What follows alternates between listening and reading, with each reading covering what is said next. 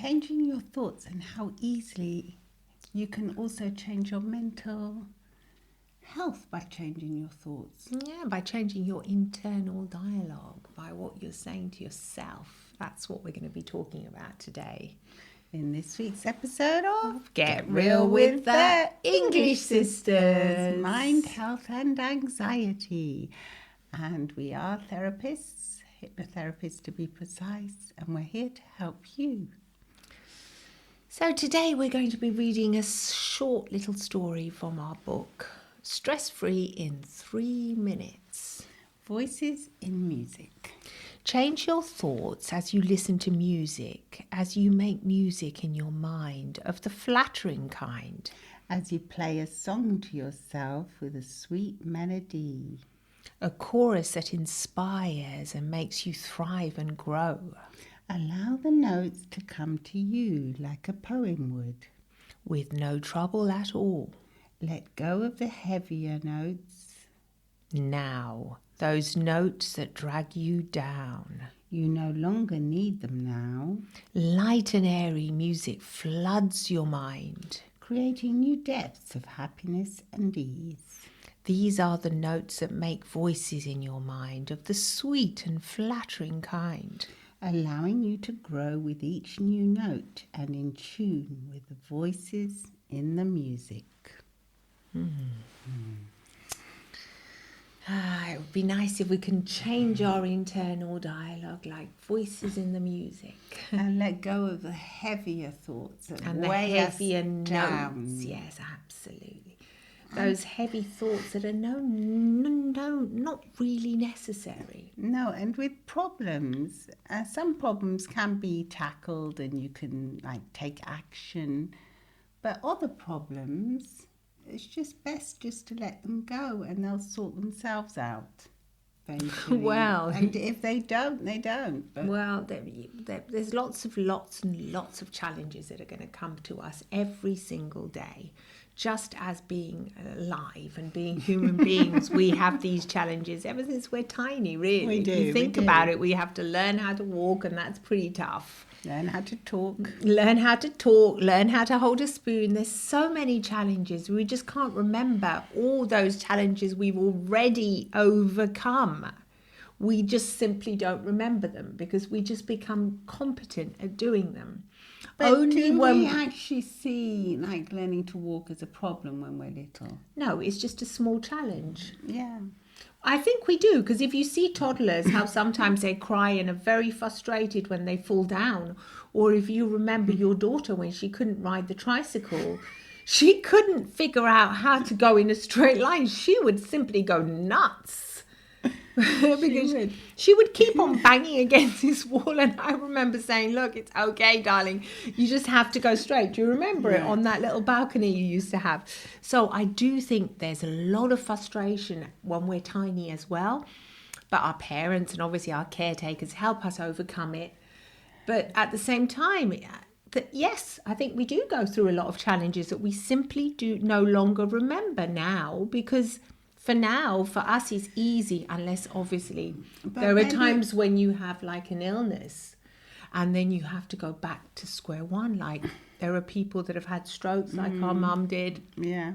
Then you have to go back to learning all of these things again, holding a spoon, learning how to talk again.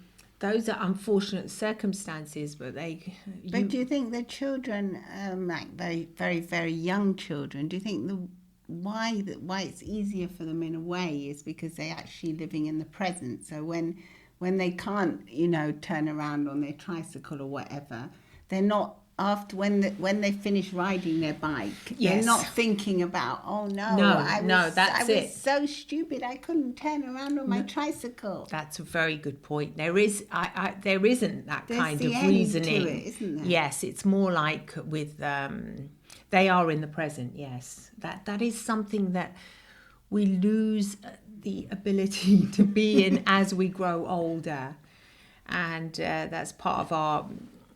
It's just the way we are, neurologically built. Yes, we do tend to lose that ability to just be present. So you fall off the tricycle, you cry, you have a little moan, then you're distracted by the next thing. I'm hungry now. Okay, you eat a lovely dinner, and then you'll have a nap.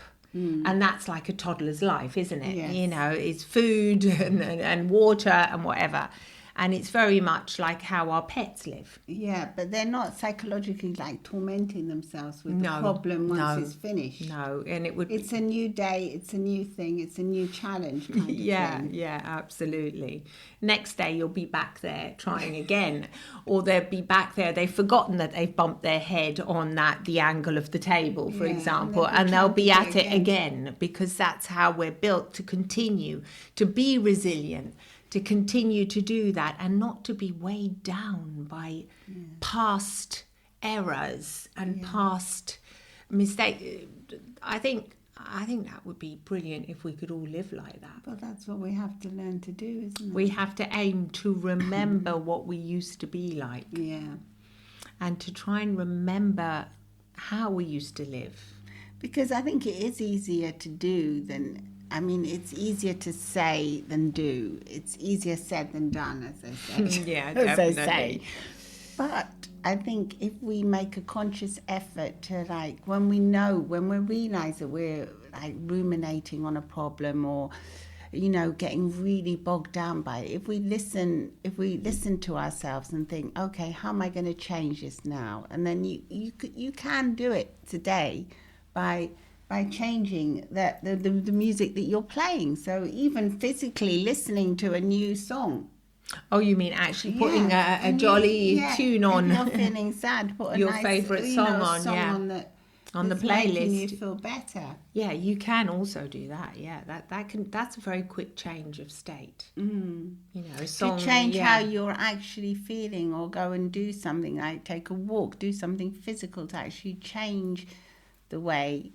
You know, just similarly to how you would help a toddler, you would help them maybe by a distraction, as I said before. But you would try and distract them and then say, hey, let's do something else for a bit, if you see they're getting really overwhelmed and frustrated. Yeah, so absolutely. So to break that pattern of like destructive behaviour. Yeah, exactly. Yeah, of overwhelming. Yeah, that is a very, very good point, actually.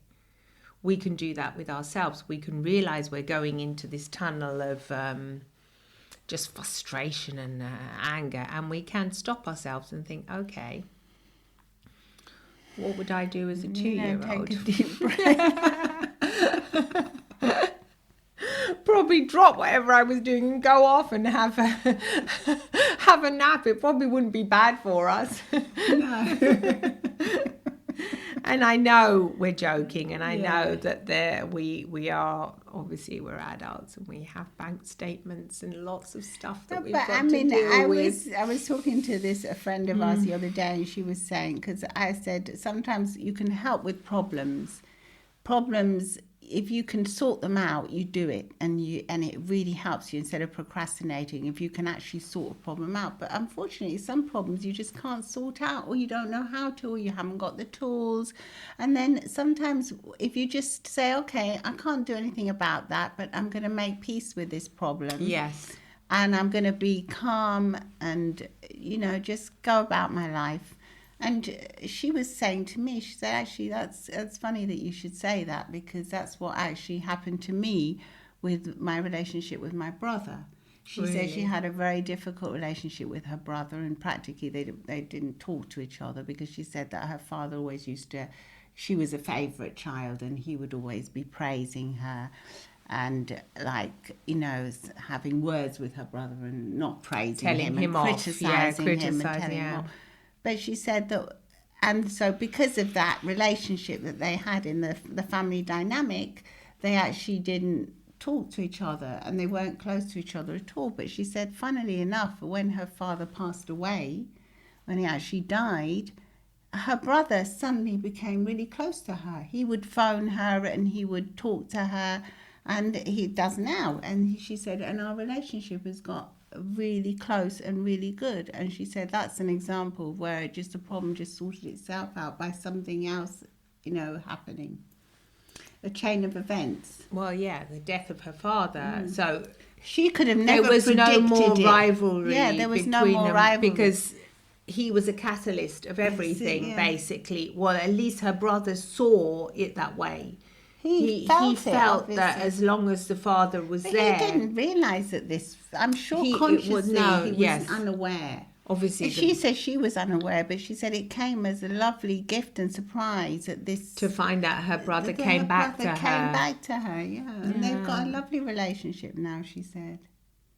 So she said that's where a problem just kind of sorted itself out without us having to do anything. We Just did life directly. life Yeah, happened. life yeah. happened, and that happened. The natural course Of of events. life, yeah.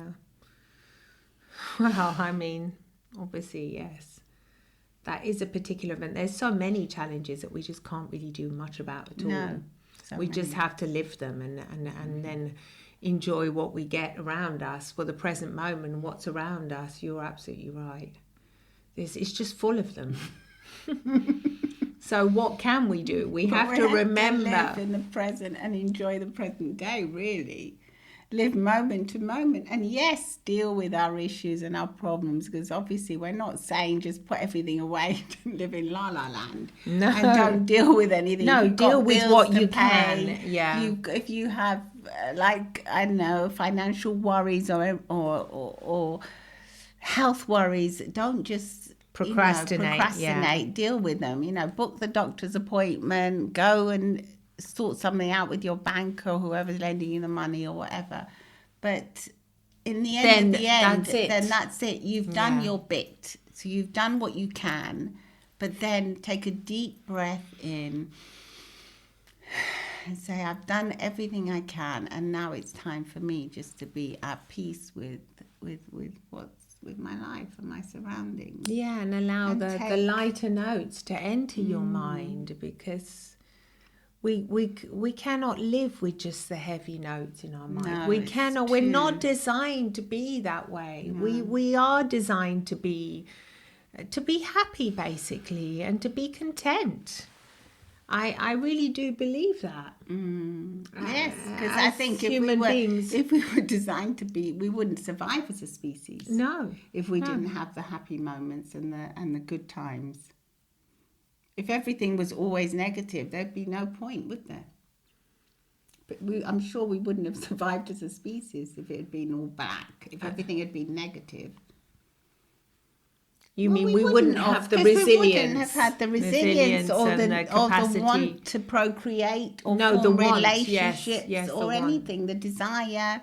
No, I no, mean, all to these continue things, life. like desire and happiness and strength, and these are all the positive qualities that make us say yes. Want to go on with Yes, life. Want to today go is on. a day worth living. Yes, you're absolutely right. Yeah. Without those things, you think, well, there's no point, is there? No. You have to look and cultivate, like what they say always. Your garden is how Yeah. what you. You can see the So- weeds, but then you can also eat the weeds sometimes, Yes. like the dandelions. Yes. They're very healthy for Yes. you. You find creative solutions. Like the story that you wrote in the cattle story, Yeah. how the farmer found a very creative solution For for his his- cattle. Yes. That he made them eat thistles. Yes, exactly. Yeah. He made them eat thistles, but he had this massive field. And everyone around him told him, don't buy that land because it's no good. You can't actually build a farm here. There's no way your cattle can eat that. And yet he managed to introduce the thistle diet into, which is actually true because I really researched it before writing this little story. And apparently he managed to make a successful business with his cattle eating thistles. And everyone around him was surprised. And the cattle thrived on the They thistle. thrived because they ate the weeds and the thistles, and there were lots of healthy benefits in them. Can't remember all of it about it, but all the landowners nearby were quite surprised. They were. They were very surprised by what he did. So sometimes being innovative and actually finding these being able to pivot and find a different solution. So you're stuck there, instead of just bashing against the wall, think, well, a little turn here, a little turn there, what can I do? You don't give up. You turn around, you think of something else.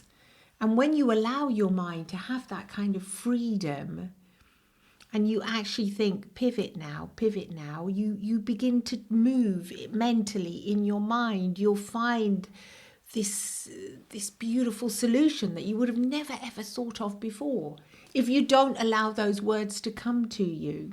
I think if you don't allow your mind to smile, you won't be able to thrive. But even if you have very difficult, terrible circumstances around you, but you allow your mind to smile a few times throughout the day, you will find the resilience and the strength to see what the beauty and the goodness around you. Well said, yes. Finding the difference, finding the beauty around you. Yeah. It's fundamental. Because, I mean, they always say it, don't they? They say the people that, like, are in really desperate circumstances, they might just have one smile from a stranger, and it just might, you know, it clicks in and it changes their day. It gives them the strength to continue and to say, yes, this life is, you know, beautiful. It's worth living. Absolutely, because life, according to us, is definitely worth living. Very much so. Challenges and hurdles that come our way, we do like to find creative solutions. Yes, we really do. Yes, we really do. Just like the cattle, the weeds. And that not only did they eat the weeds on his land, he was paid to hire them out. He would hire them out, and everyone else would use his cattle to remove their weeds. So it was like a natural weed, where he would also be able to, you know, have really healthy cattle that would produce the best quality milk ever and butter, because of the use of the weeds. So sometimes, you know, the weeds aren't bad, is what we're trying to get to. It might sound a bit complex, but this is ultimately what we're saying, is that the weeds and the challenges in your life are all feedback, and they somehow you don't want to live them. Just like when you're little and you don't want to fall down, you want to be able to walk in a straight line, but you can't. You look like a little drunk toddler, you know, they're so cute. But they don't think they're cute. They're trying to walk in that straight line. But, you know, I think if we look at ourselves sometimes and we think of ourselves like these little toddlers making our way in the world, we'll be kinder to ourselves. Definitely. And be able to have that kind of little smile and say, okay, I'm going to be kind to myself. This is a new venture for me. Just like when I was tiny. And I'm doing this now, and I will be kind. And if nobody else has kind eyes for me, I'll have my own kind eyes inside. And I'll have my kind eyes for other people as well. Exactly. And I can appreciate their new adventures and what they're going on, what they're living through in their life. So I think we'll leave you with that. With being kind to yourself, and hear these sweet and flattering notes in your mind. Yes, and allow those heavier ones to float away or drop. We do love hearing from you. Please do subscribe to our YouTube channel, where you can also see the video, and come leave us a message wherever you listen to your podcast. You can text us, and if you'd like to support the show, you can also support the show. Love from the English Sisters. Bye-bye. Bye. See you soon.